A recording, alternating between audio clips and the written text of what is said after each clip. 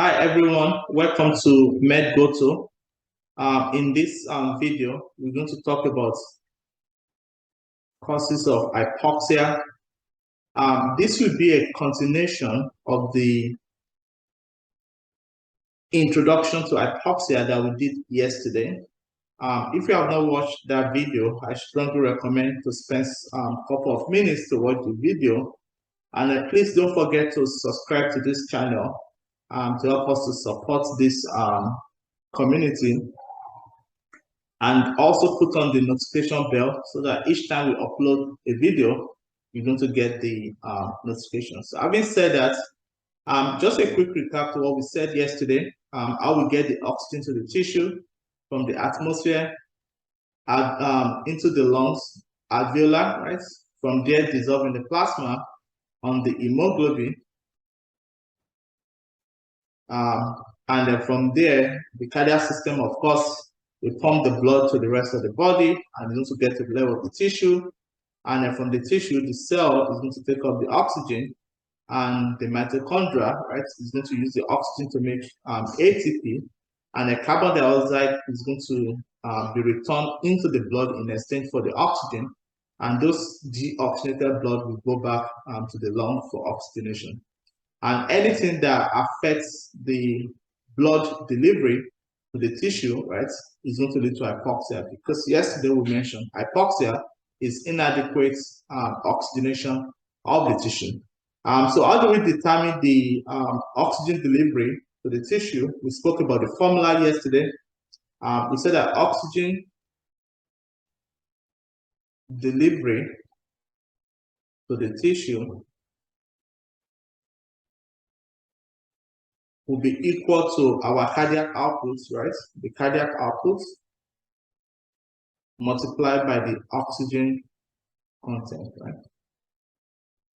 in the blood.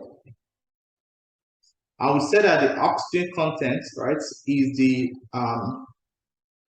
combination of both the oxygen that is dissolved in the plasma and the oxygen that bound to the hemoglobin, right? So our oxygen content is equal to the oxygen that is bound to the hemoglobin, which is estimated as 1.34 multiplied by our hemoglobin concentration multiplied by the oxygen saturation, and then we're going to add this, right, to the oxygen that dissolves in the plasma, which is estimated as 0.003 multiplied by the oxygen dissolved in the plasma. And that will give us the oxygen content. And once we multiply this by the cardiac output, that will give us the oxygen delivery to the tissue. And anything that affects any of this equation will lead to hypoxia. And if anything that affects any of this parameter, like we said, will lead to hypoxia.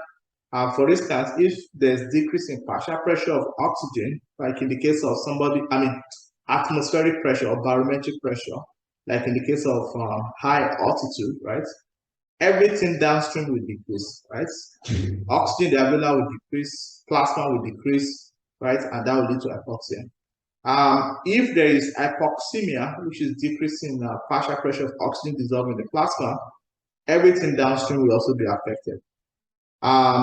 If it's problem with the hemoglobin, right? Hemoglobin, oxygen binding to the hemoglobin, everything downstream will be affected, but everything upstream will not be affected, right? So that in that case, the partial pressure of oxygen dissolved in the plasma will be normal. So having said that, let's look at the causes of hypoxia. The first one we want to talk about is going to be hypoxemia. And it's very important to remember that hypoxemia is not equal to hypoxia, but hypoxemia can lead to hypoxia. When we look at hypoxemia, hypoxemia is decrease in the oxygen dissolved in the plasma. So it's decreasing partial pressure of oxygen in the plasma or in the arterial system, right? And anytime we have, if the partial pressure of oxygen inside the plasma is decreased, if we look at our diagram here, we can see that that will lead to decrease in oxygen saturation, And anytime patient have decrease in oxygen saturation, they can have cyanosis. So that can lead to cyanosis, right? And then because of the decrease in oxygen saturation, that will lead to decrease in oxygen content, and that will lead to hypoxia. And like we mentioned yesterday, the other day, and when we look at hypoxemia, right, the next thing we want to ask is what's the AA gradient, right? Because it could be due to increased AA gradients, which is usually a problem in the lung, right? Maybe as a result of problem with diffusion, maybe VQ mismatch, right? Or problem with shunts, like we mentioned the other day. Or it could be normal AA gradient, right? And this to be usually problem outside the lungs, right? Like problem with high altitude, hypoventilation, right? Like we mentioned in previous video. And I would strongly encourage us to watch the video on hypoxemia to be able to remember, to revise those causes.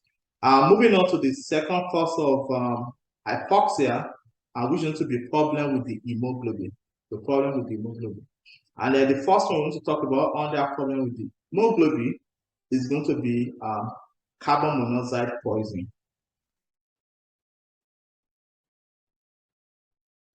So when we look at carbon monoxide has a very high affinity for hemoglobin than oxygen. So it's a competitive inhibitor of competitive inhibitor of the hemoglobin where the oxygen binds to, right? Competitive inhibitor, right? With oxygen at the binding site from hemoglobin. So because carbon monoxide has a more affinity than hemoglobin, so instead of oxygen to be binding to the hemoglobin, right? The carbon monoxide will be binding there, right? It's going to be binding to the binding site of hemoglobin. So as a result of that, with carbon monoxide poisoning, this is not a problem with the plasma. So oxygen can dissolve in the plasma. So I expect with carbon monoxide poisoning, I expect the PaO2, the partial pressure of oxygen dissolved in the plasma, to be normal, right? But because carbon monoxide is binding to the hemoglobin and oxygen is not binding, they want to have decrease in oxygen saturation. They want to decrease in oxygen saturation, and that will lead to decrease in oxygen content in the blood, and that will lead to hypoxia. And there's something we should bear in mind is that in patients who have carbon monoxide poison, right, you may not see cyanosis, right? Because whenever carbon monoxide binds to hemoglobin, you normally give like a cherry red color. So those patients may not have like true cyanosis, right? They may not have cyanosis. And also the regular pulse oximetry normally underestimates the amount of carbon monoxide that patient has. So sometimes the oxygen saturation is going to be normal. So you have to use a special way to be able to measure the carbon monoxide in the blood, like something like pulse oximetry, right? So how do we treat carbon monoxide poison? So because it's a competitive inhibitor, right, of oxygen at the bind of hemoglobin for it's a competitive inhibitor, right, of the oxygen binding site on the hemoglobin, right? So what we can do, if you put in more oxygen, you'll be able to overcome that inhibition, right? Which is why we treat it with 100%. So the treatment we usually use something like 100% oxygen, right? And in severe cases, we can use what we call hyperbaric oxygen, right? So that's the first problem with the hemoglobin, right? So we talked about carbon monoxide poison. The next one we want to talk about after carbon monoxide poison, which is still affecting the hemoglobin, is going to be methemoglobinemia.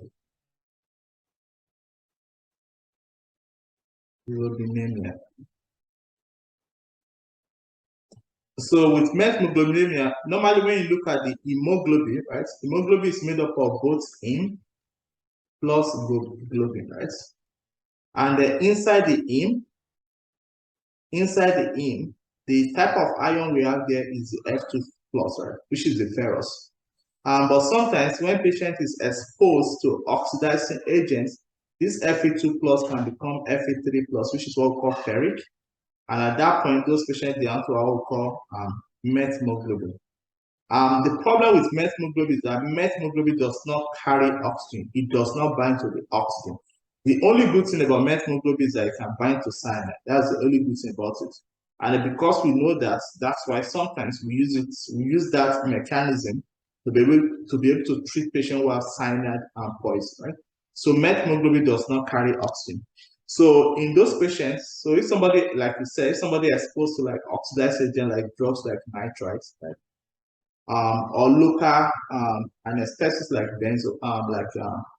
like things like benzocaine, right? That will also lead to methemoglobin. Or dapsone. Dapsone is also another big drug, right? That can cause methemoglobinemia or rasburicase, right? That's also another drug, right? But we're going to make a separate video to talk in detail about methemoglobin. So in patients who have methemoglobinemia, so because that methemoglobin does not carry oxygen, right? And it is a problem at the level of the hemoglobin, right? So I expect the partial pressure of oxygen dissolved in the plasma to be normal, right? So in patients who have methemoglobinemia, the PaO2 will be normal, right? But they have to have decrease in oxygen saturation, right? And that will lead to decrease in oxygen content. And this will lead to hypoxia. And so these patients, one of the buzzwords that you're looking for on the exam, these are patients when you look at their blood, they do have what they call chocolate blood, so their blood will look like chocolates, right? And then when you give them 100% oxygen, 100% oxygen will not fix the sinuses. So this patient, they have to be cervical, they have to have sinuses. So 100% oxygen will not, 100% oxygen will not fix the sinuses, right? In this patient.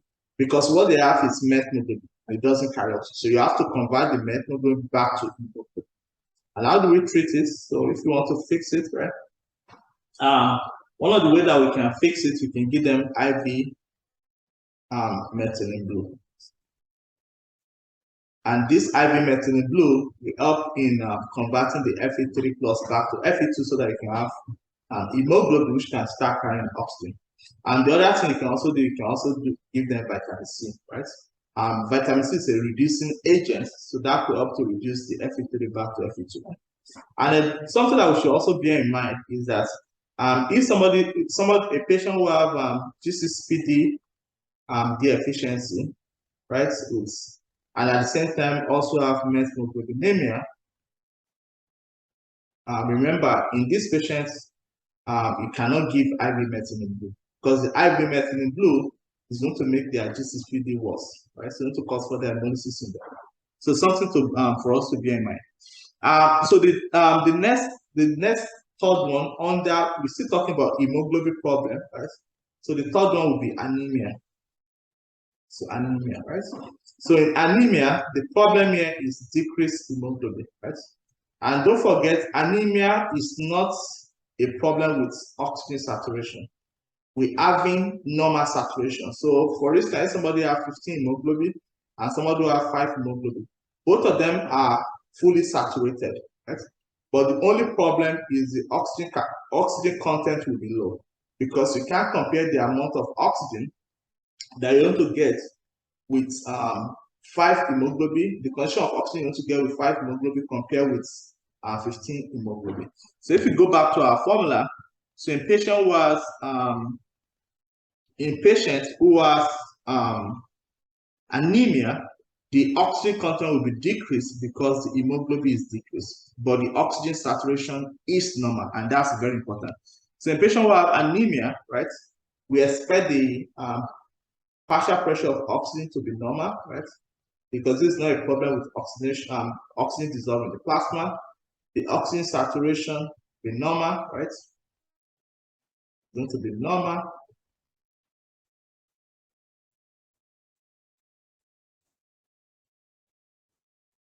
But they have decreased hemoglobin. And as a result, because they have decreased hemoglobin, that will lead to decreased oxygen content in the blood. and that will lead to hypoxia. So that can lead to hypoxia if they have severe anemia. Are we going to see cyanosis in patient who has anemia? No, right? Because the oxygen saturation is normal, so they are not going to have cyanosis. And then what's the treatment? Fix the anemia, right? So moving on to the third one, right? So we talked about hypoxemia, we spoke about problem with the hemoglobin, and under hemoglobin, we spoke about carbon monoxide poisoning, methemoglobinemia, anemia. So now the third one will be problem with cardiovascular. Because we need the cardiac system to be able to pump out the blood into this body, right? And we also need the vasculature to carry the blood into the tissue, right? So if there's a problem with our cardiovascular, that could affect the cardiac output, and that could lead to decreased oxygen delivery to the tissue, and that can lead to what? That can lead to hypoxia. Right? So under cardiovascular, so there's decreased cardiac output, maybe because of cardiogenic shock, right? Genic shock, right? Heart failure, right? Or any of this, right? Or maybe there's ischemia, which is decreased blood flow to the tissue, through the vasculation to the tissue, which could be probably as a result of arteria, right? So decreased blood flow or decreased drainage, venous drainage,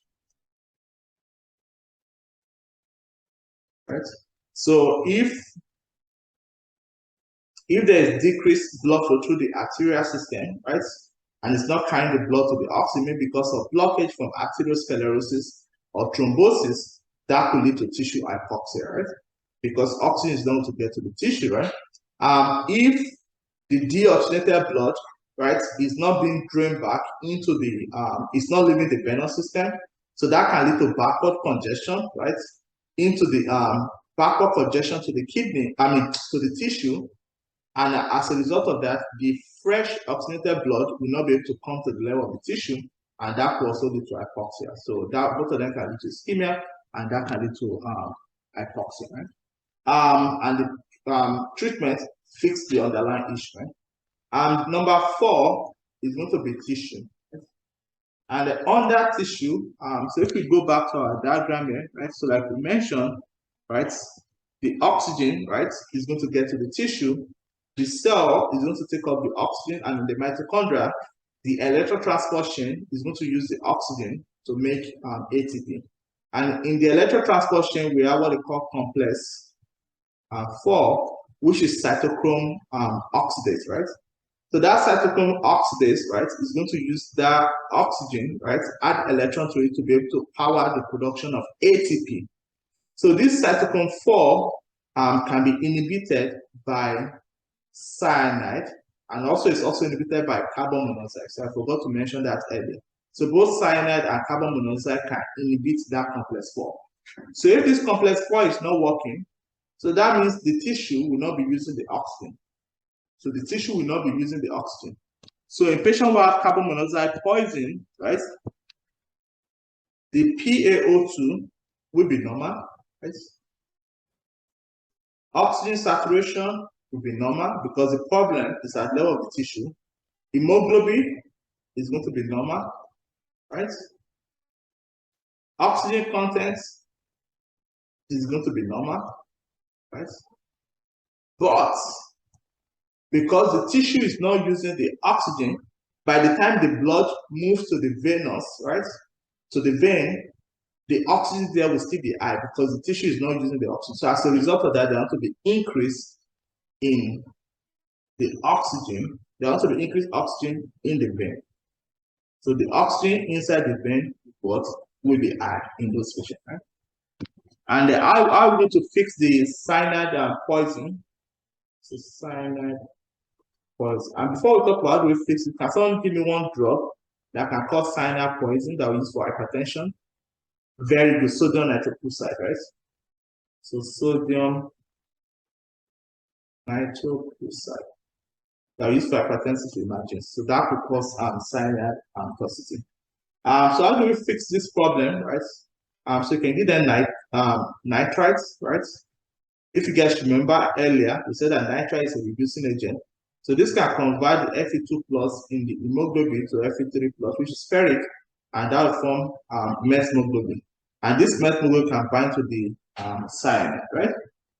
And then once you bind to the, so we're going to form the cyanomethemoglobin, and that will reduce the toxicity. So that's one way. Another way, we can also give thiosulfate, right? And this thiosulfate, right? The sodium thiosulfate, right, is going to bind to the cyanide, and that will facilitate the conversion to cyanide, right? And this cyanide you can renally is renally excreted, so you can excrete it through the kidney. Right? And the last one that we can also give them hydroxycobalamin, right? And this hydroxycobalamin is going to bind to the cyanide, and that is to form the cyanocobalamin. And of course, the cyanocobalamin, we can also excrete it through the what? We can excrete it through the kidney, right? And then these are the causes of hypoxia. So the way I imagine them: hypoxemia, problem with the hemoglobin, either due to carbon monoxide poison, methemoglobinemia, or anemia. Cardiovascular cause, maybe because as a result of decreased cardiac output, or ischemia, maybe at the level of the artery or at the level of the vein. And the last one is tissue, right? Problem at the tissue level, maybe as a result of cyanide poison. So I hope this helps us to be able to understand the big picture to hypoxia. And in the next video, we're going to talk about the consequences of hypoxia. Thank you, and don't forget to subscribe to this channel if you have not subscribed.